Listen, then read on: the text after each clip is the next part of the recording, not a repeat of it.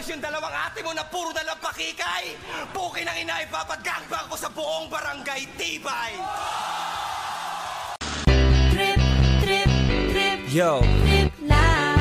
Trip. pakinggan nyo to. Bakit? Trip. Trip lang. Trip lang. Halika na tara, madali lang talaga. Pangako pagkatapos humihinga ka, padali na pare magliliwanag na. Kung di ka sasabay, maiiwanan ka. Ang isip ay wag na gawin pang dalawa, dahil isa lang ito. Ang gusto lang naman ito ay maging masaya. Para di ka mabato ay iwasan mo ang pananatili sa isang lugar. Hindi ko sabihin ay huwag ka papasakop sa takot, wag ka papasakop. Kapag nangate, di ka matito isipin mo. Tinipad sa lahat ng karanasan mo dito sa mundo. Bilang tao, gano'n pa rin hindi nagbago. Pinakamasaya yung di pinlano. Kasi pag Di mo ka alam, di mo natatakot, pero exciting naman. Exciting!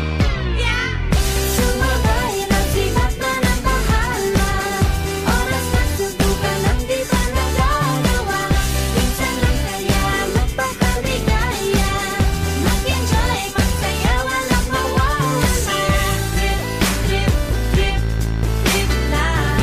Trip, trip, trip, trip lang. may gusto kong gawin pero nangangamba na baka mga tao'y tawanan ka. Nais kumanta pero di mo forte. 5 piso lang naman ang karaoke. Kung basta sa bakanting lote, joke, galingan kahit konti. Kahit rip, lahat sa ginagawa mo. Na sa ganun ay walang masabi ang ibang tao. Sa ginagalawa nating mundo ay maraming loko-loko. Hindi mo naman inaano, ano ba talaga ang kailangan nyo? Siguro ang trip nyo rin, hindi nyo lang magawang gawin. Kung ganyan, nasakyan mo na lang, wag ka na mag-alala kung saan